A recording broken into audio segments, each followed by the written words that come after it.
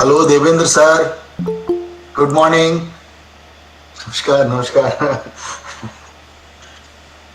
Sir आपका आपका speaker unmute करना sir. Good morning, Namaskar, Sukumar sir नमस्कार and sir, good morning. Dr. Hulesh Manji. या thank you sir, good morning. Yeah, nice to see you here. Yes yes yes. Yeah.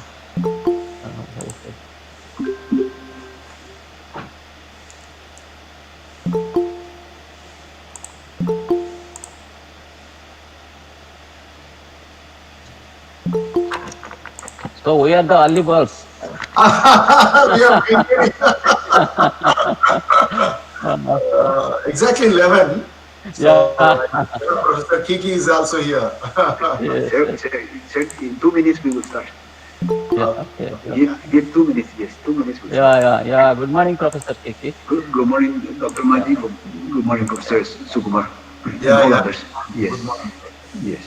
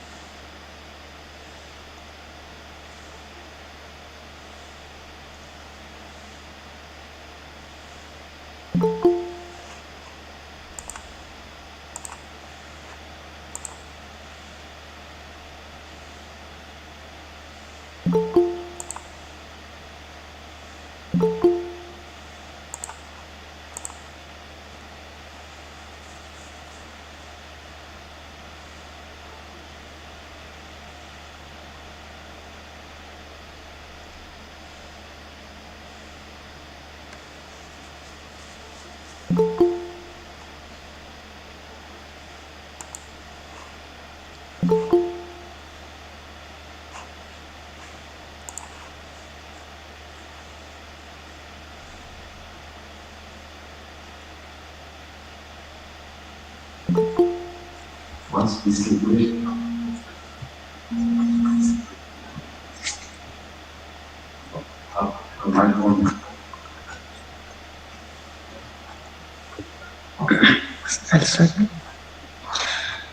Good morning, everyone. Greetings of 71st Constitution Day. Greetings and wishes. What would be better way to start this day than to remind ourselves of the values which are enshrined in our Indian Constitution in a precise manner, in the form of preamble.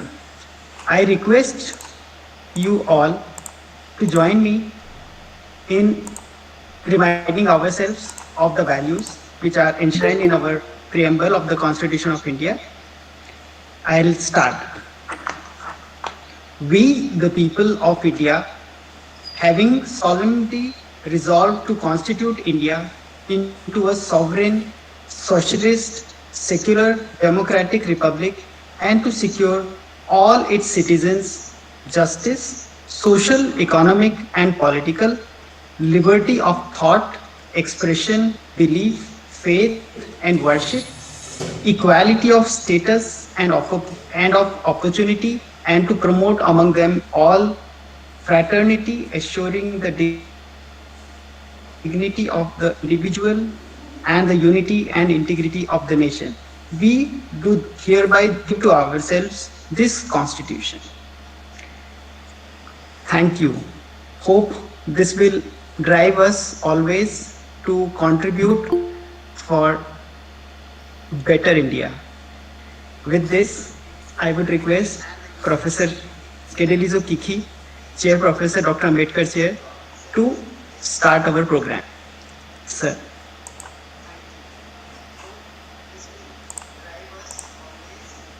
Yeah. Honorable Vice Chancellor, Tezpur University, Professor Vinod Kumar Jain, Director, Dr. Ambedkar Foundation, DAF, New Delhi, Dr. B.P. Maji,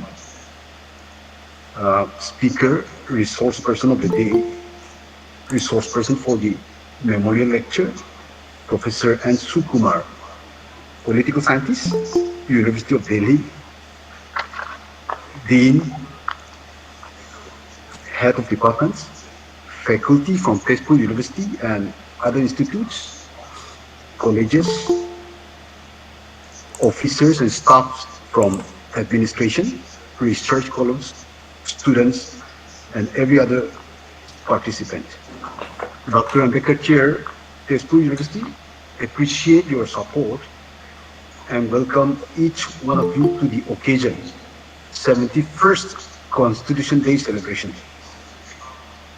As we all know, since 2015, as announced by Prime Minister Narendra Modi in October 2015, while laying the foundation stone of Dr. B.R. Ambedkar Memorial in Mumbai, Constitution Day is celebrated every year on 26th November. This date, on this date, the Constitution of India was adopted by the Constituent Assembly and came into force on 26 January 1950. Now the Constitution, consisting of 90,000 words, was drafted by 271 men and women with Dr. B.R. Ambedkar as the chief architect and without any foreign consultants. Today we have more than 2,000 amendments. Now this very Constitution expressly guarantees every citizen important fundamental rights, which may be subject to only certain restrictions. These rights include the ability to freely speak and express oneself, the freedom of conscience, and to profess, practice, and even propagate a religion, basic protections against arbitrary arrest and detention by authorities, and various cultural and educational guarantees.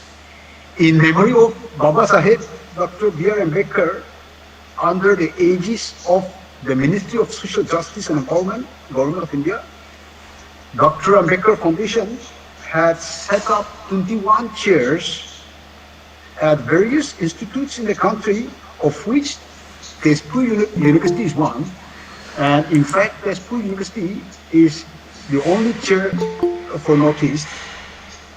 Now, the chairs were set up in memory of Baba Sahib, Dr. B.R. Ambedkar, and this is a befitting, appropriate tribute to Dr. B.R. Ambedkar. Now, Dr. B.R. Ambedkar was a great national leader of the 20th century. He was an intellectual, scholar, statesman, and contributed greatly in the nation building. He has also led a number of movements to emancipate the downtrodden masses and to secure human rights to millions of depressed classes. Dr. Ambedkar Chair Tezpur University was given a mandate to function with a thrust area, marginalization, development, and participation in the context of Northeastern region. Dr. Ambedkar Chair Tezpur University was given a mandate to act as a core center for Northeastern region, furthering the ideas and philosophy of B.R. Ambedkar with 5 objectives.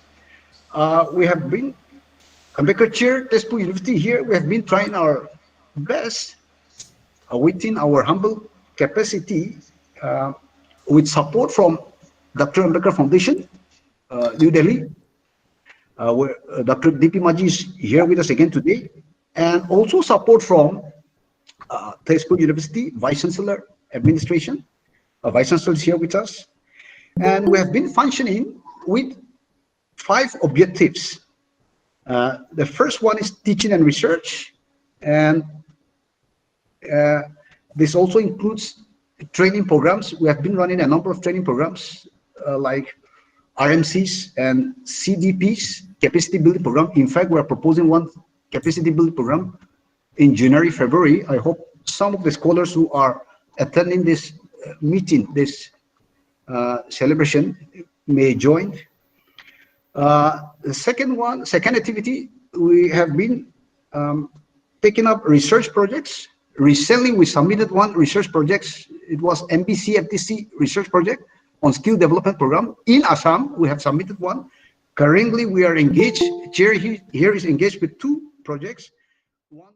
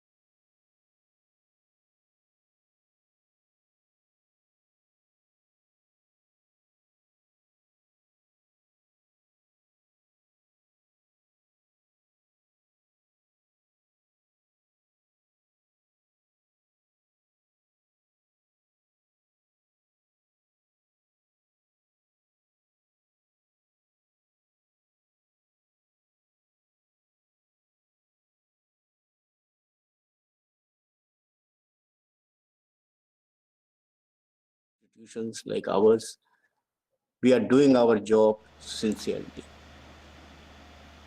If I recall one of the quotes of Dr. Ambedkar, he did say somewhere that doesn't matter how good the constitution may be, if the people who are responsible for execution of the provisions which are there in the constitution, if they are not good, it doesn't serve any purpose. You can have a bad constitution, but if the people are good, they will deliver. It will be good. It will be a good constitution. So it all boils down finally to each one of us that we do justice to the memory of this great son of India. And we also look at his life's journey, coming from a very humble background and through sheer hard work, given all um,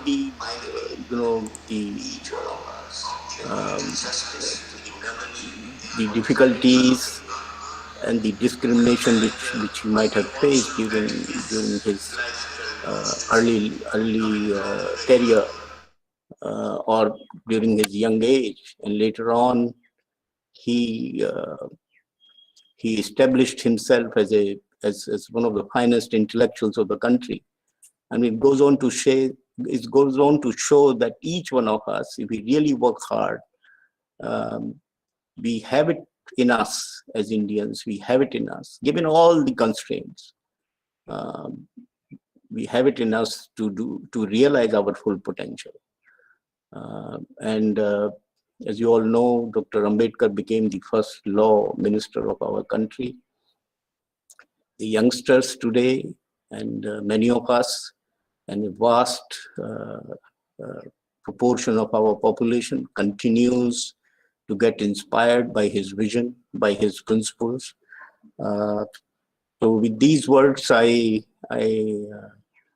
greet you all on the Constitution Day, and let us also reflect a bit on the teachings or on the principles by which Dr. Ambedkar lived by, and he espoused those principles and beliefs.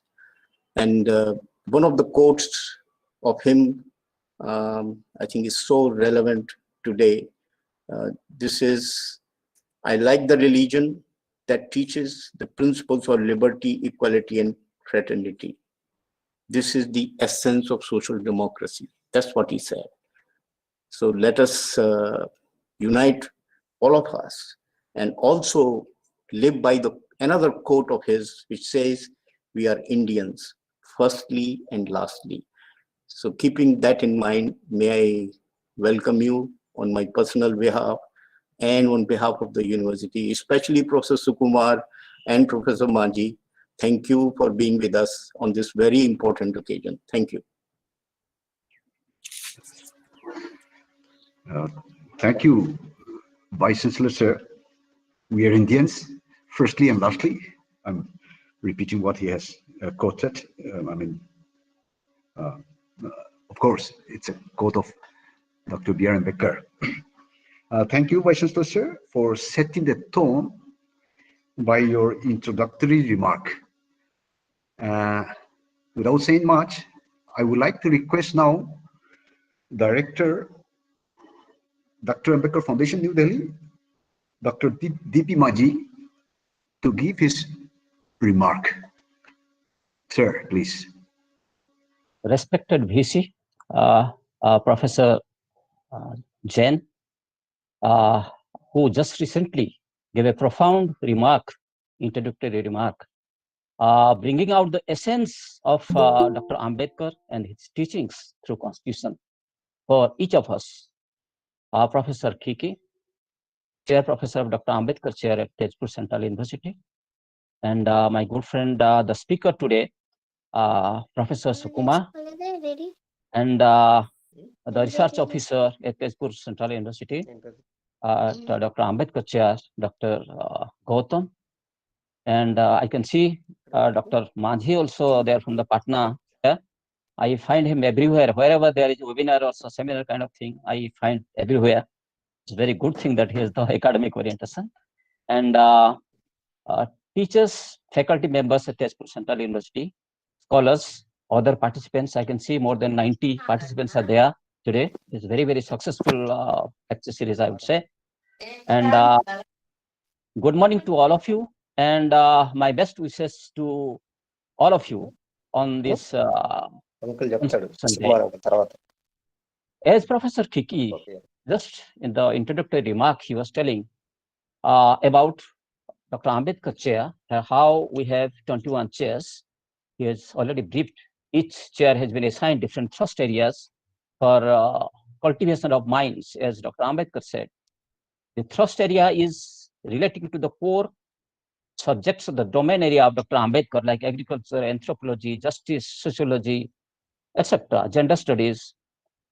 And the chairs are doing like 4 or 5 chairs who are the performing chairs.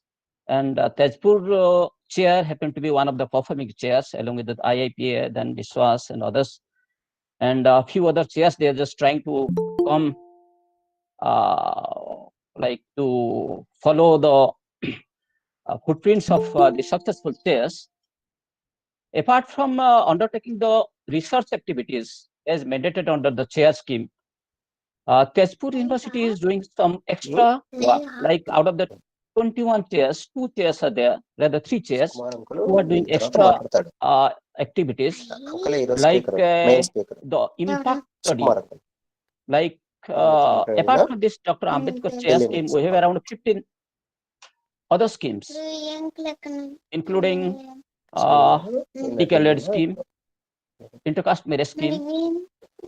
So the implementation of places. chair scheme. Can you please ask somebody?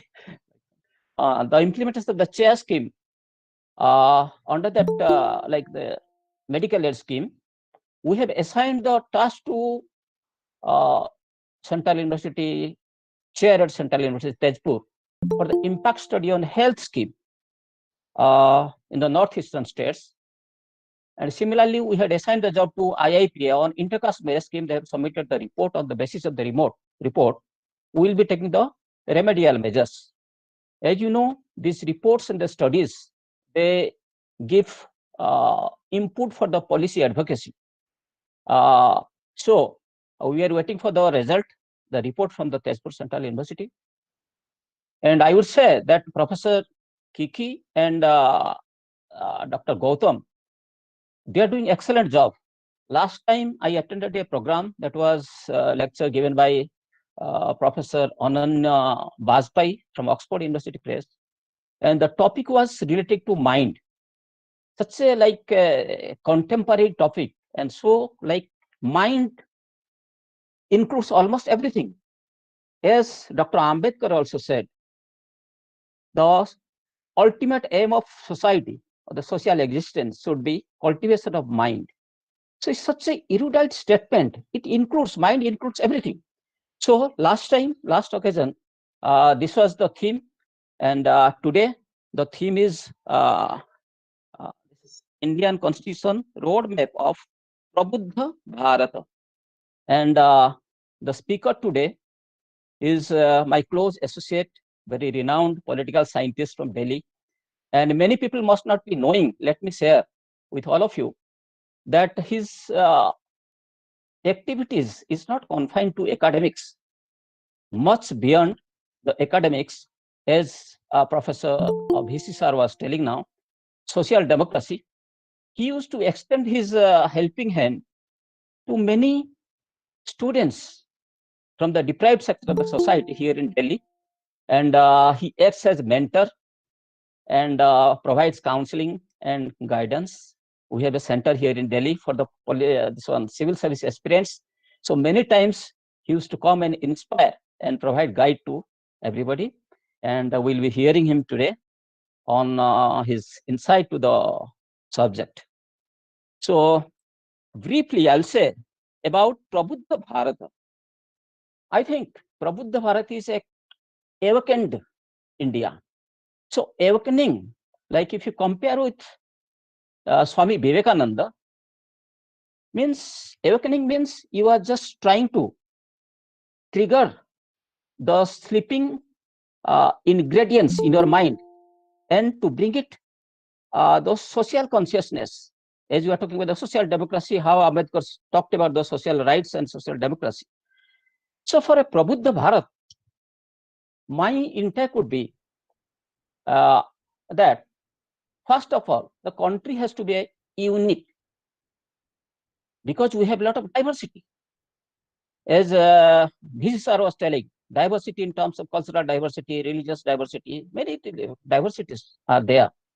So first of all, India has to be one unique. Then we will talk about unity in diversity. If I delve into the academics regarding unit, I think the concept was given by Herbert Spencer, the British sociologist, who said, society is nothing but a living organism. If you take the clue from him, then go to Talcott Parson, the American sociologist.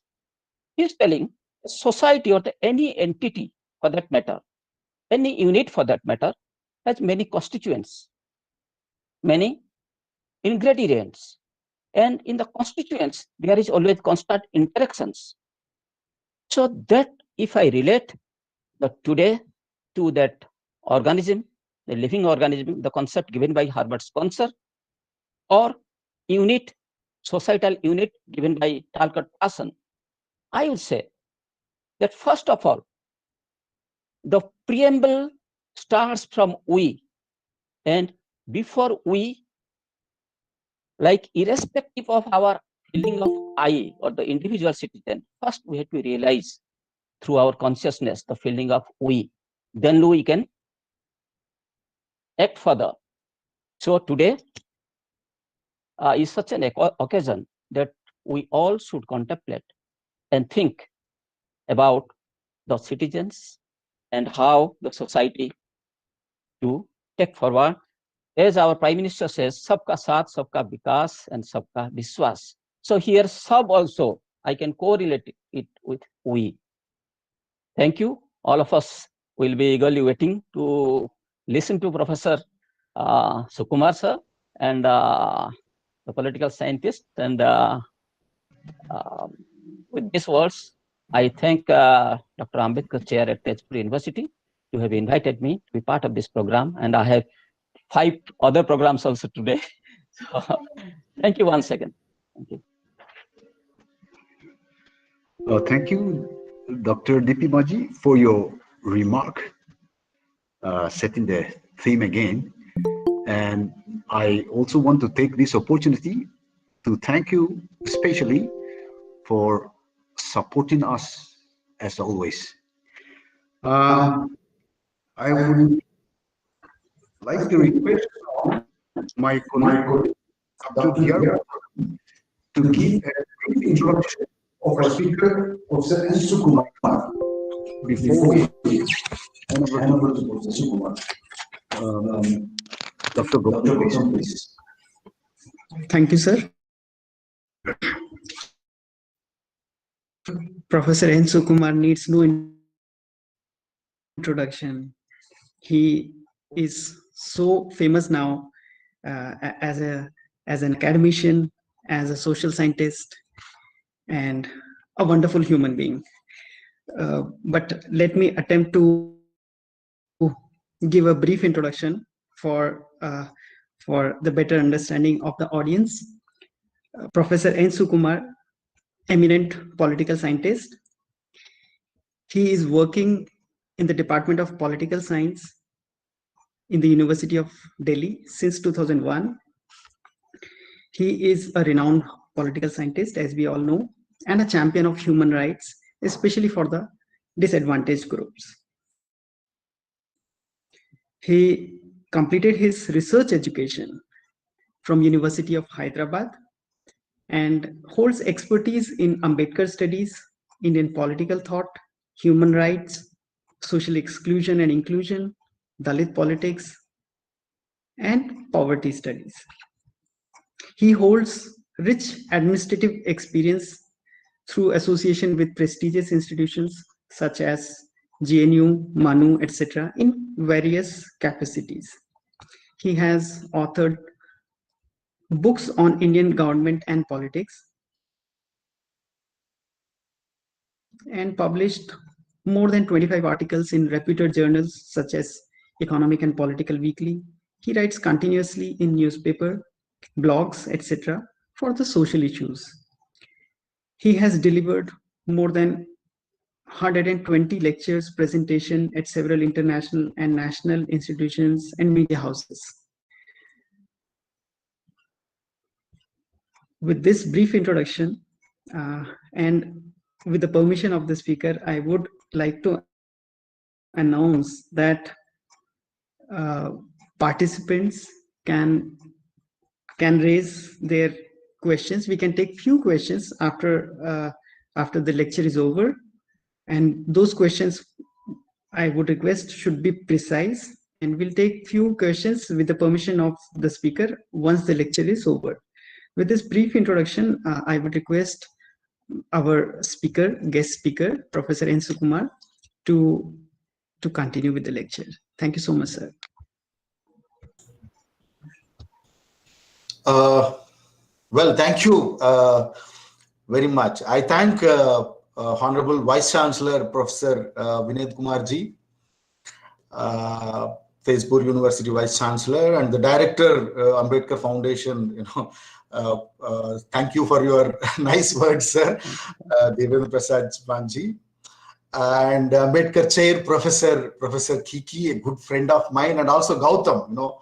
I know him when he was part of Delhi University, and also other colleagues, esteemed colleagues who are part of this, lecture from the university and outside, for facilitating me the 5th Ambedkar Memorial Lecture and also the 71st Constitutional Day, celebrations. It's very great occasion, and I can't say no to Tezpur University. I mean, Professor Kiki and many of our friends knows, very well, and I have a lot of respect to, Tezpur University. Once again, I thank.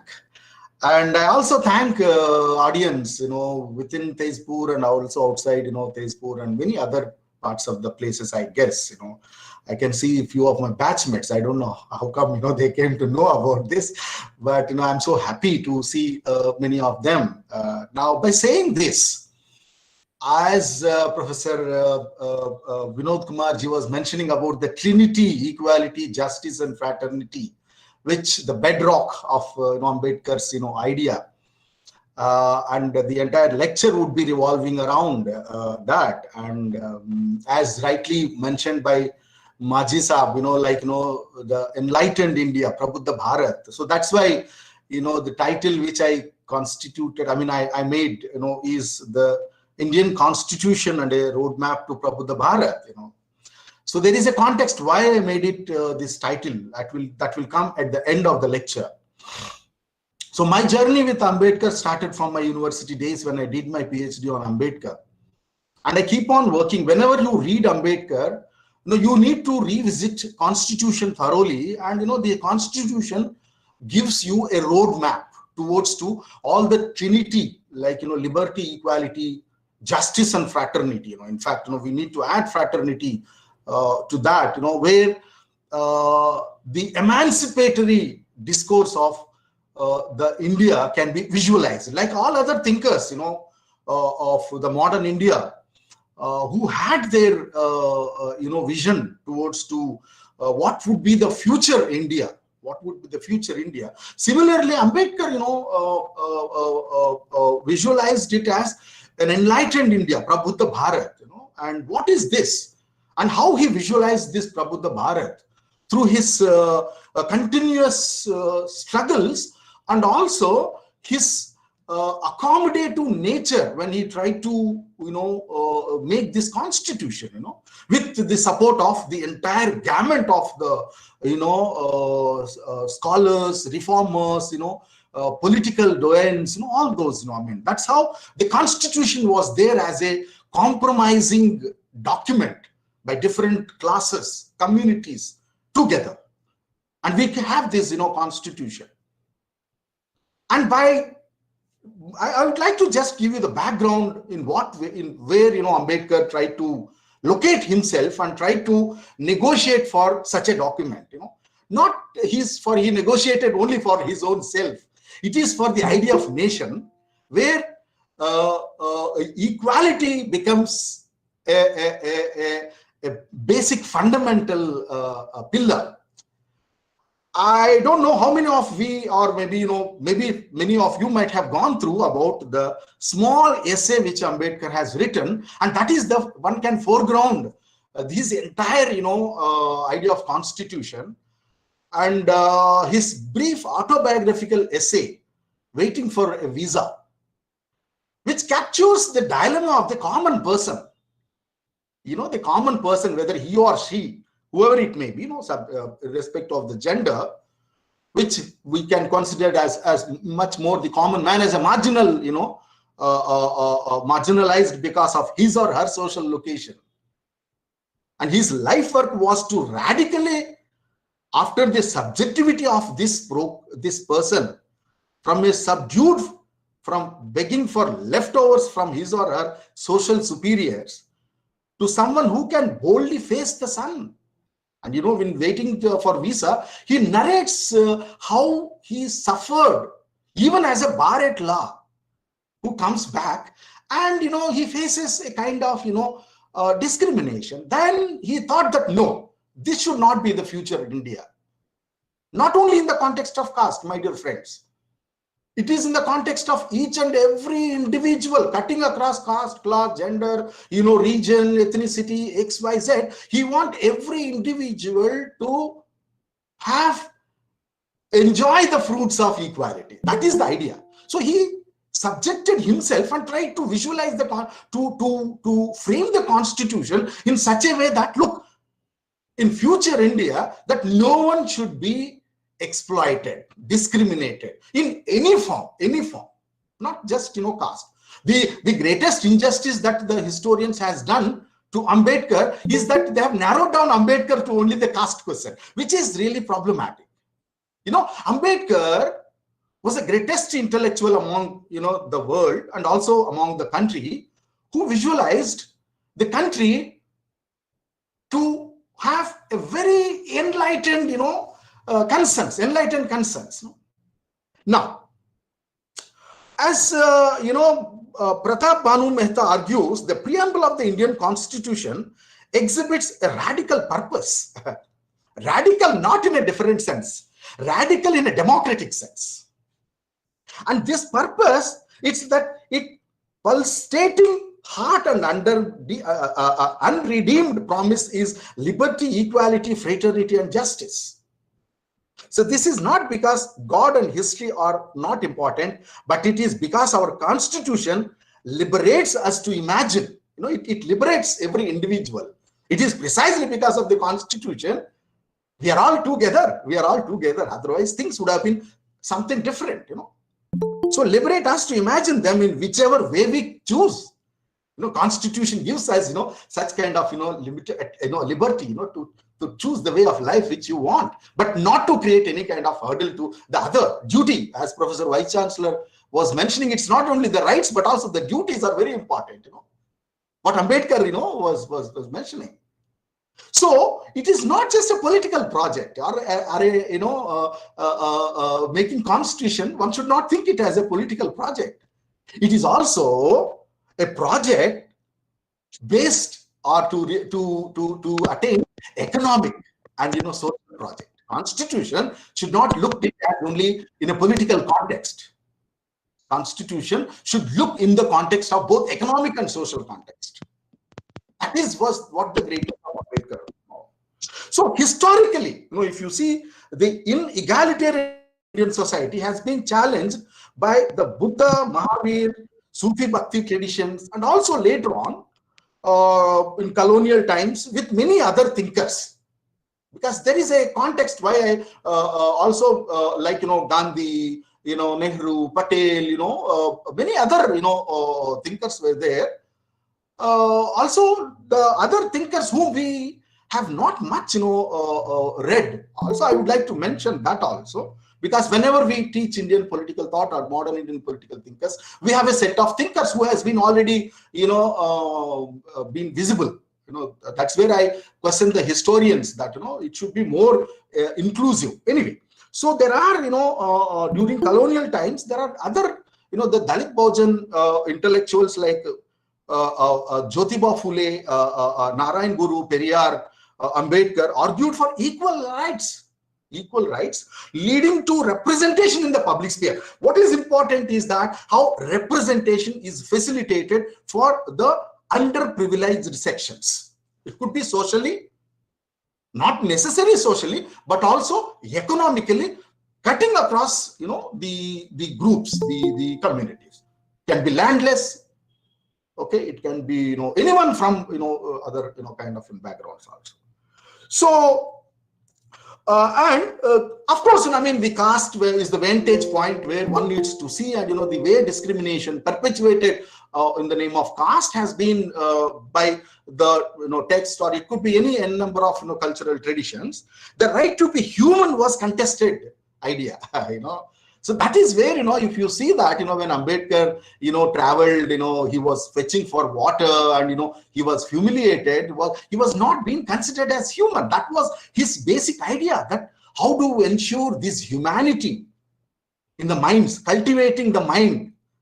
That's what, Marji was, Dr. Marji was also mentioned. You need to cultivate a mind of a sense of, humanity that need to be inculcated in the minds.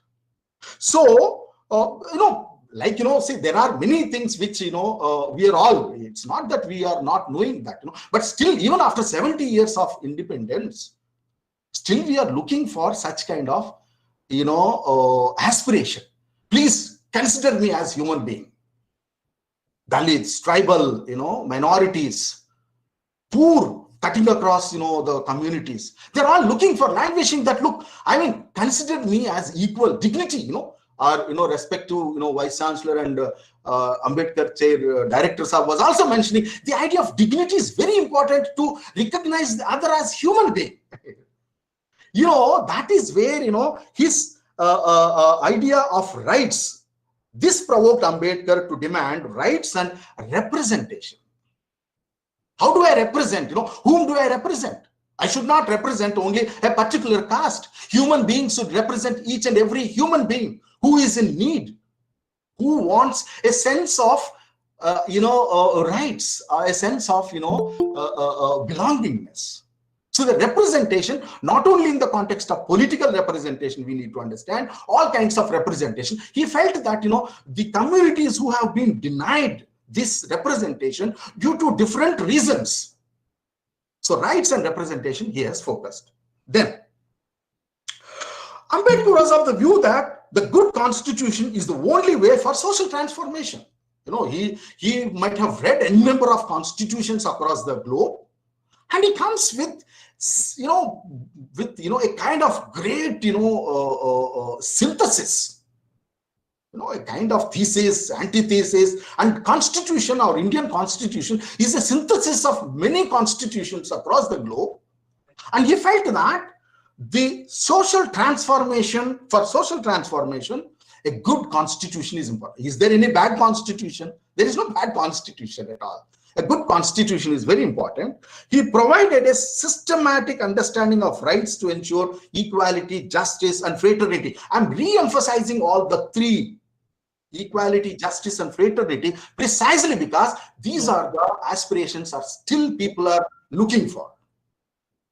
Cutting across, 70 years. Now, and so the, and being imperative for participating in democracy. American Center का सामने है. Participatory democracy is very important. So how do you make everybody participate in democracy? How do you make everybody part of the institution?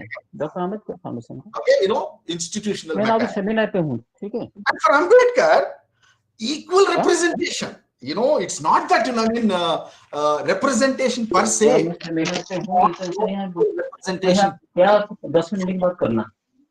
आप इतना पूछ रहे हो, सुनो, ये 25 kg मार गए हैं, rights. तो और क्या पूछ रहे हो? Also, not only क्यों पूछ रहे हो? equality of representation, but also 15 जनपद हमारा और एक बिल्डिंग है, हमारा 3 बिल्डिंग है।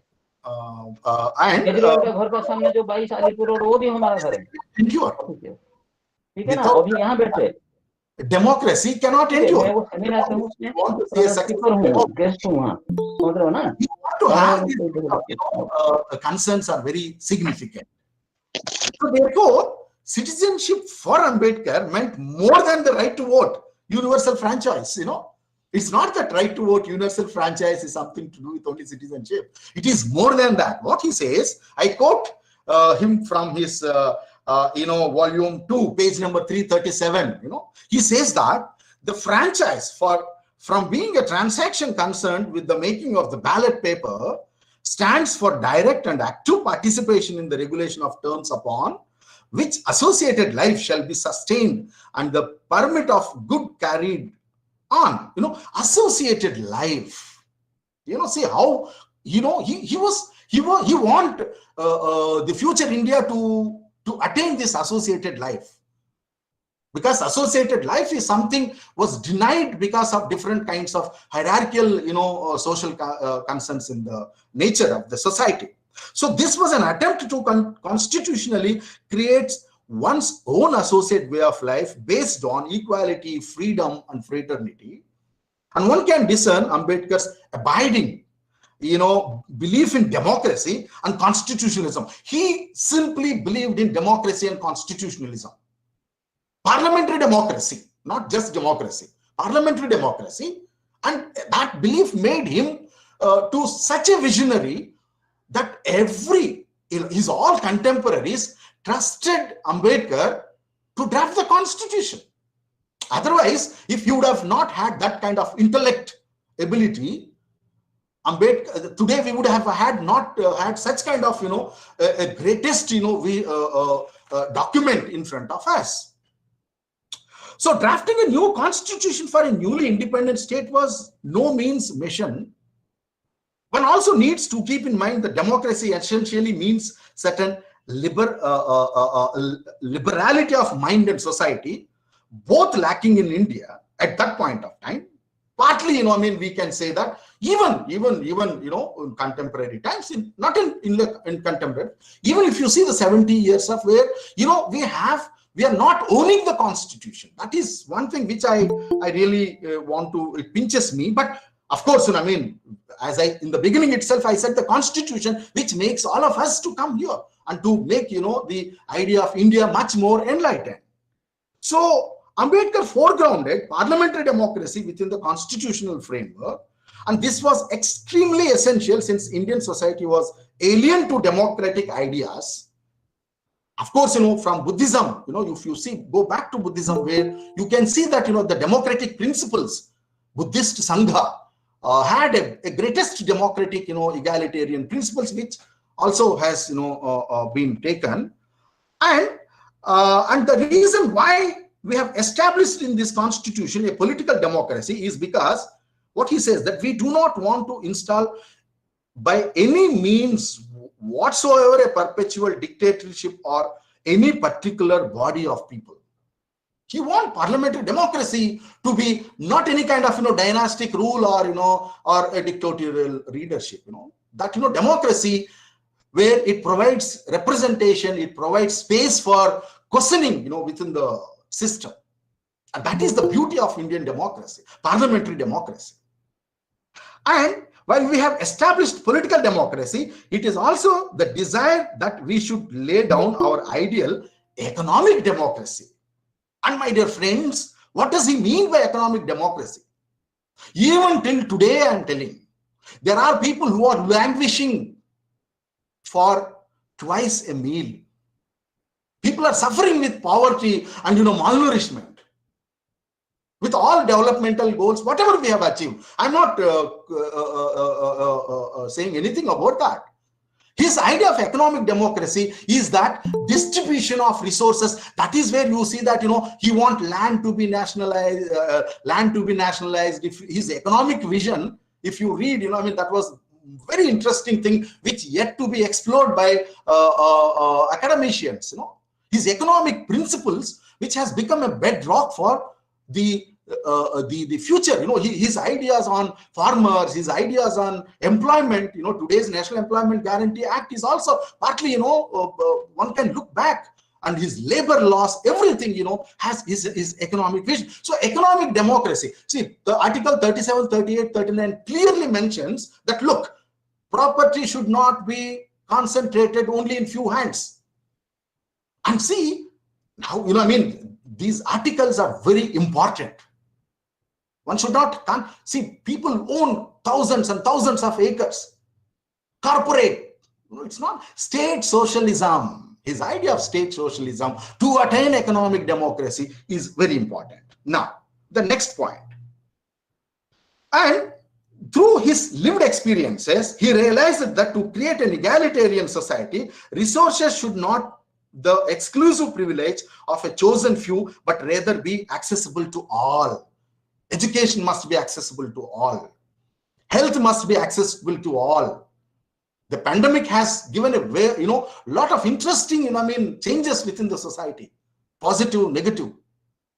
How do we cope up with these things? And, you see that how health-wise vulnerable, government is trying its level best to, facilitate. But at the same time, the private hospitals, corporate hospitals are trying to loot the poor. In the name of not only poor, everybody has become vulnerable in this kind of pandemic times. So economic democracy, wealth concentration will not provide any kind of economic democracy, and he wants such kind of thing.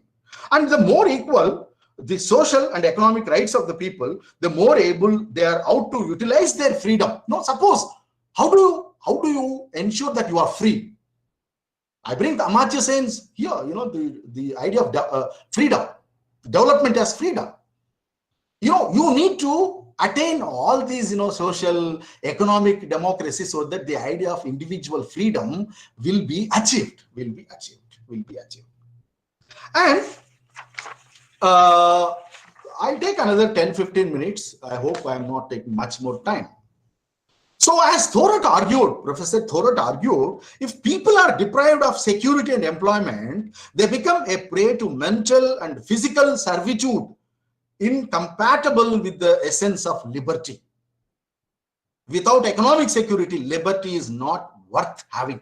You may say that, okay, liberty, constitution guarantees you liberty, but it also, guarantees, the directive principles of state policy says that state is providing all kinds of economic activities, economic provisions, so that economic security, not only the responsibility of the state, but the responsibility of the communities and also the civil society to ensure that all others also will have the economic, privileges. Distributing, the land reforms. Employment, generating employment, These are the basic fundamental necessities for Ambedkar to realize that, how the idea of Prabuddha Bharat, his Prabuddha Bharat is this. So Ambedkar's commitment to democracy as the mode of government was unwavering, but he argued that democracy needed to become a way of life. How many of us individuals who cultivate our everyday life as a democratic way? How many of we democratize our family? Or how many of we democratize our relationships between others, between we and, the other? The family, democratization of family, democratization of the institutions is very much essential, and we need to cultivate it as a way of life. I must have respect to other fraternity. That is what. So, and his writings dwell extensively on such monumental issues as the presidential versus parliamentary form of government, the relationship between the executive and legislature, the role of the judiciary and the judicial review, constitutional bodies such as election commission, and the role of, the federal division of powers, states in a federation, the role of the governor, the constitution and the legislature, constitutional amendments, political parties and public opinion. He never left anything in his idea, whatever, voluminous ideas, voluminous thought processes. And his ideas provokes every individual to think what is happening to the democracy or what needs to happen. If not what is happening, what needs to happen also. Not, I am putting it in a very, long journey of this democracy.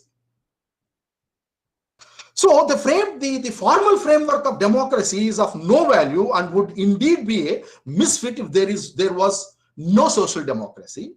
And he realized that politicians will never apprehend that democracy was not a form of government but a form of society. It may not be necessary for a democratic society to be marked by unity, by community of purpose.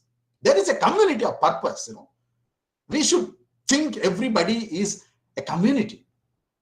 We are Indians by first and last. That means what? It is that Indians as a community, the community of purpose, to protect the integrity, to protect the idea of the nation, the Ambedkar's idea of nation. But it does unmistakably involve two things, such as it is an attitude of the mind and attitude of respect and equality towards their fellows, and secondly, it is a social organization free from rigid social barriers. That should be the thing. Therefore, we are still yet to looking for attaining such kind of a total democracy. He held constitutional morality to be inviolated for democracy to flourish. Any constitution, however well drafted, is merely the skeleton, for the flesh has to be located in what Ambedkar pointed out as constitutional morality. Pratap Bhanu Mehta has extensively written about this constitutional morality. He critiqued hereditary monarchy and the tyranny of the majority over minority. Even though the majority is carrying on the government, the minority rights has to be safeguarded. Since Indian society was characterized by unequal, treatment based on social privileges, Ambedkar foregrounded equality in law and administration as the third principle, which is a very important principle. There are many 6 principles he gives, success for democracy. And the institutions which are supposed to be, protect all these things are also becoming becoming biased. That is a worrisome. That is the worrisome, which we need to seriously retrospect. And last couple of points, or maybe 3 points, which I would like to mention. Why did he prevail the idea of constitution for the Prabuddha Bharat? Or how do we understand this Prabuddha Bharat through this prevailing the constitution? Throughout his political life, Ambedkar utilized different instruments to negotiate citizenship rights, with the power that be whether it is the colonial state or the caste-ridden Hindu social order. Interestingly, his satyagraha, protests, boycotts and debates provides an inkling to his ideas on constitutionalism even before the advent of the Constituent Assembly or making of the Constitution. It was basically targeted to broaden the origin of public law so as to accommodate the interests of different communities by challenging the traditional laws. See, Constitution as a public law. And perhaps, the one thinker who emphasized on the legal literacy among the people. And the Constitution is one document which gives you a sense of broad legal, framework, legal literacy. One can, the Constitution which gives you a sense of security. And his idea of, the way, he tried to meticulously, privileging the Constitution other than anything else. The Constitution which makes the individual safe to attain their citizenship rights and also fundamental rights. One may say there are problems and we need to negotiate. No, Ambedkar said that n number of laws might come, but people must own this law. Until people owns these laws, until people owns this Constitution, there is no meaning for it. And in fact, his let me bring that, his 1950, 26 January, what he said. India would be a democratic country in the sense that India from that day would have a government of the people, by the people and for the people. Then the same thought comes to my mind. What he says that, the same thought, he keeps on, okay, what will happen to India? once if it attains freedom? What would happen to democratic constitution? Will she be able to maintain it, or will she lose it again? Let me repeat. This is a very pertinent point. What would happen to her democratic constitution or a good constitution? Will she be able to maintain it, or will she lose it again? He had certain apprehensions that whether the painstaking of making constitution will be fully respected and implemented, or will it lose again this? And this is the second thought that comes to my mind and to Ambedkar's mind. I'm quoting him, and makes me anxious as the first. He becomes very anxious the day he introduces constitution. The roots, Ambedkar was aware that despite political and cultural, unity, Indians lacked a sense of fraternity. So he wants that fraternity to be achieved through constitution.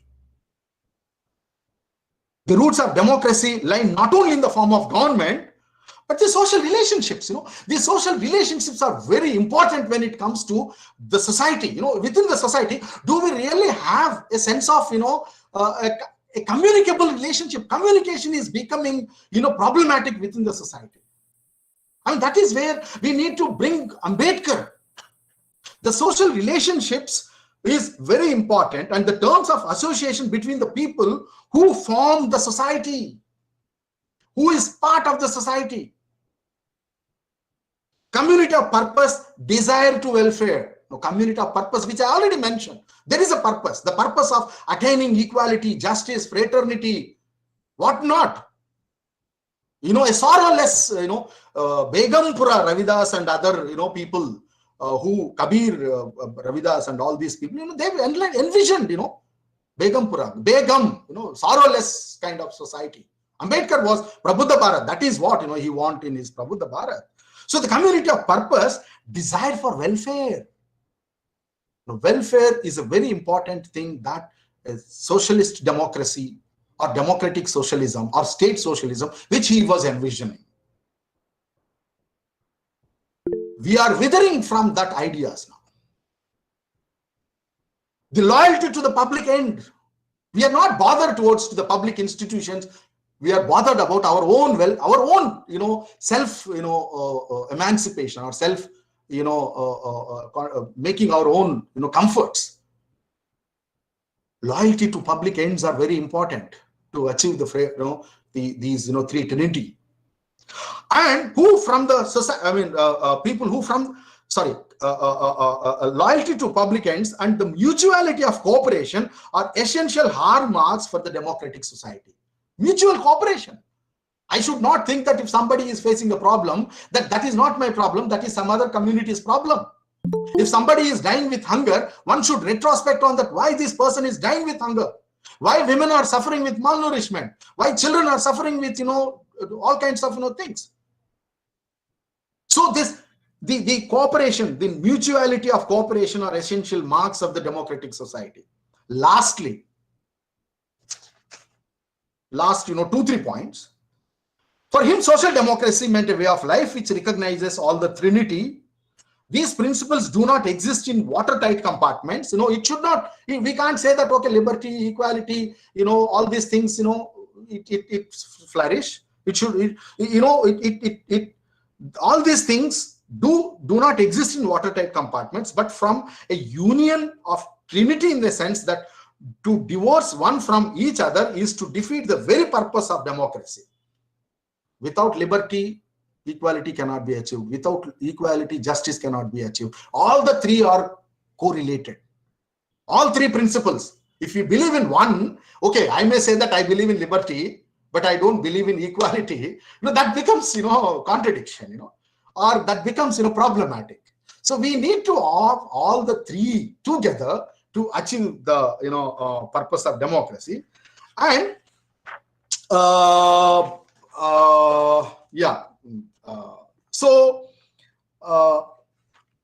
essentially, Ambedkar believed that the state is an indispensable political organization. That is where he gives more significance to the state.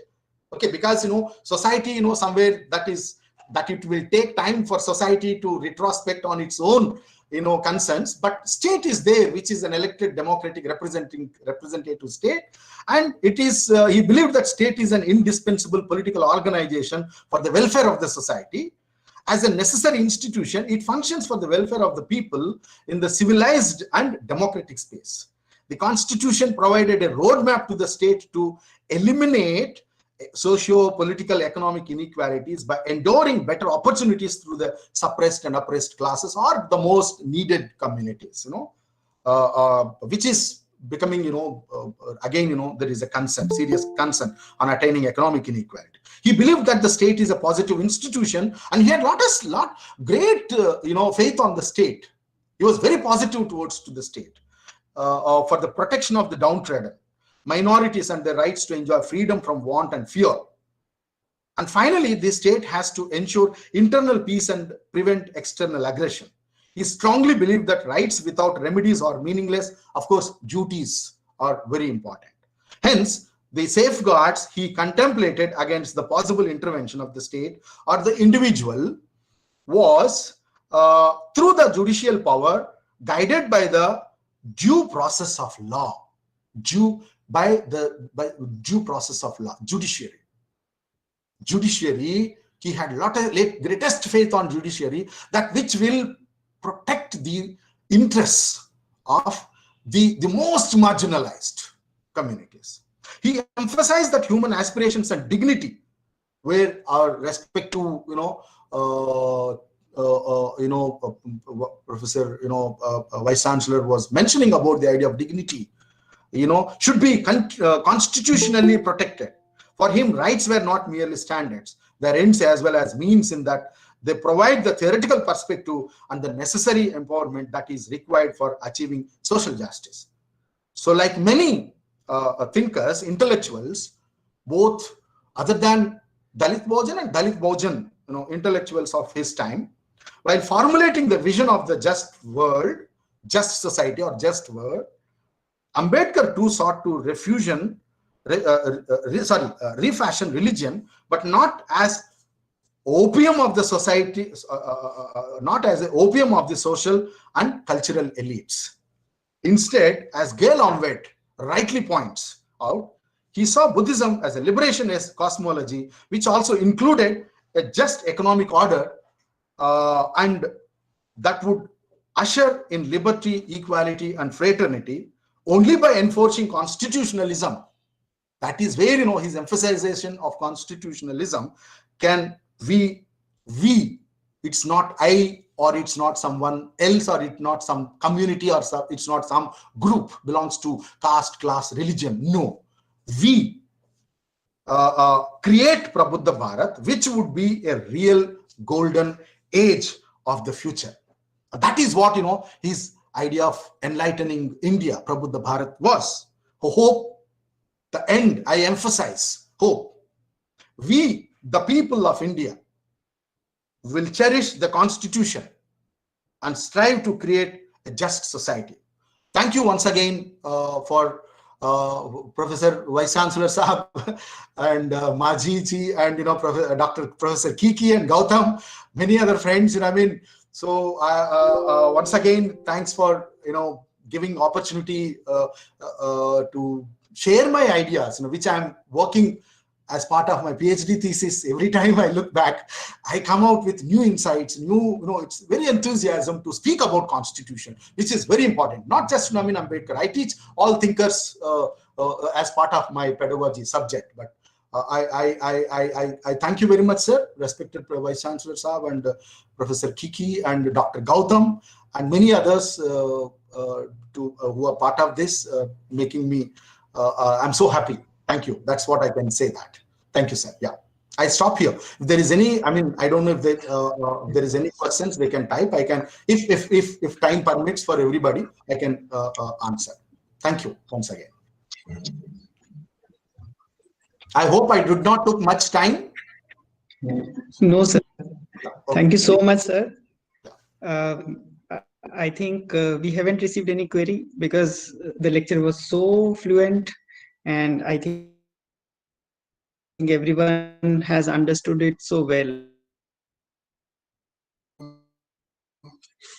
Important aspect of the Constitution, Indian Constitution, uh, which is Prabuddha Bharat. We strive to make India an enlightened country, and I think the Baba Saheb has highlighted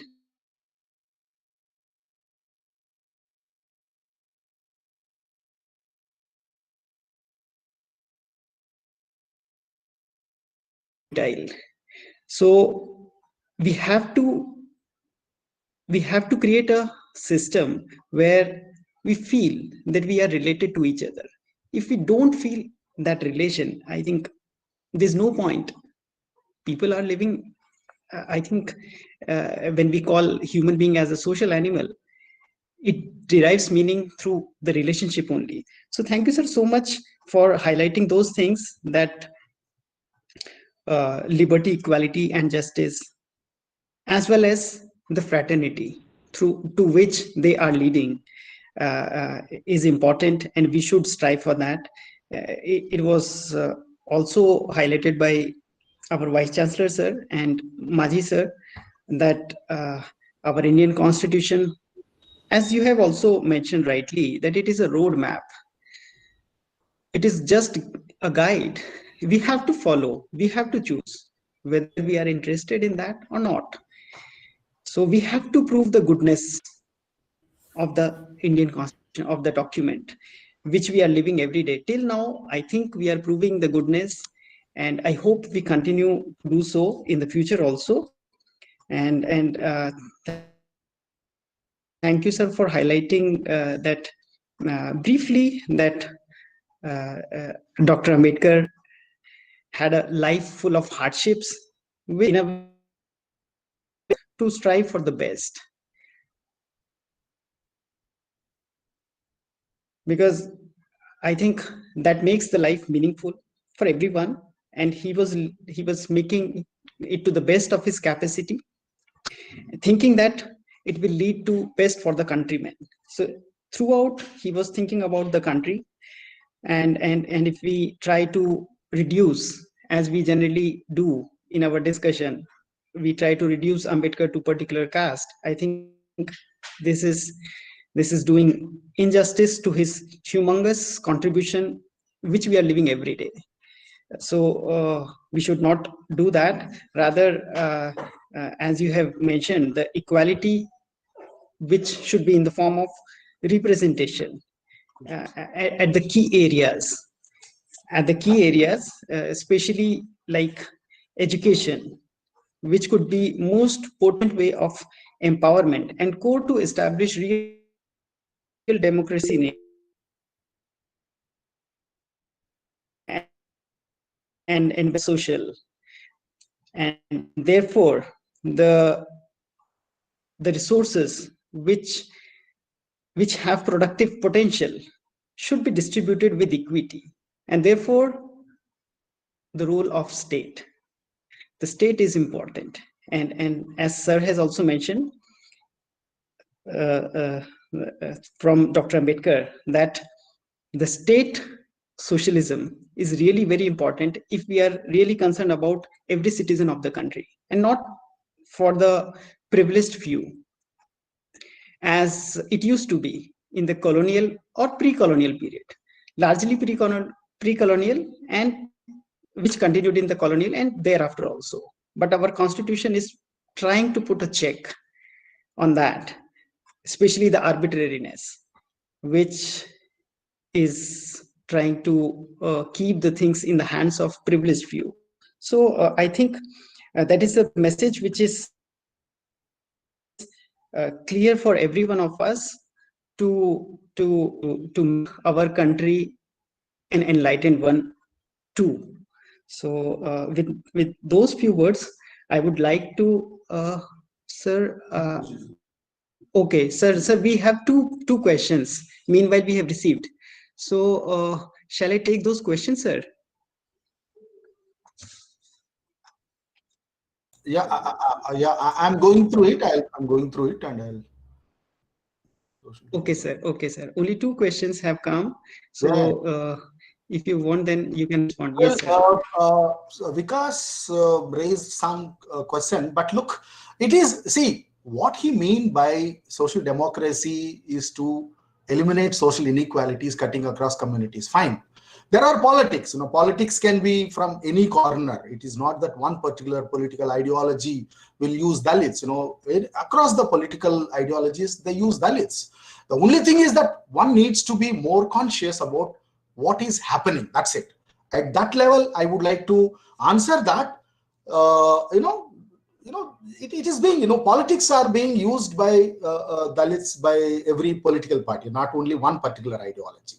So, that is where I was emphasizing in my lecture, 70 years, not, a few particular years, 70 years, political parties were trying to use and, so also that is where Ambedkar want, the community people to enlighten themselves, and to become politically more enlightened and more active. That's it. So it's all individual choices. Sometimes, even his idea of individual choice of going towards a particular party cannot be prevented. The only thing is that to what extent, where, who are utilizing whom is the concern. Number 2,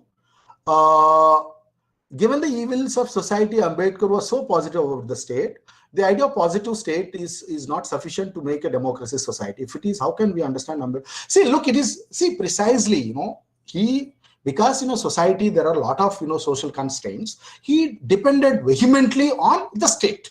That's where state, economic development, economic concerns, everything, he wants state, parliamentary democracy. Through state, through parliamentary democracy will attain this kind of, positiveness. But it is not only the state, the people, the society. He also cautioned, look, n number of things can come, but until unless if we don't own and make the other to get benefit of these things, so the majority in economic resources context, just that's what Gautam was mentioning about it, the privileged must seriously think that where from these privileges comes and how these privileges need to be distributed. Land reforms, that is where, state must seriously think on these issues rather than, giving land towards to corporates, rather than giving land, employment, all kinds of, economic activity is very important rather than any other thing. State should seriously think on economic activity until unless every citizen gains square a meal. So it is not only state, but also the institutions, society. That is where I am very much scared to call civil society, though it is a very important component. Civil, yet that civility to be is yet to attain in this society. So somewhere we need to strive for this civility to attain, so that the idea of positive state, we need to look state in a positive sense, not because of something is happening and we need to. Of course, these things, many things, we have seen past 70 years, how state has changed its nature, how state has disowned, the marginal people. So, but again, there is a policy dissemination where state is trying to own, but at least, there is a contradiction. State is owning in the context of policy making, but also state is disowning in the context of changing its economic, context. So we have a number of issues. We need to negotiate with state. We need to negotiate with others. Dialogue is necessary.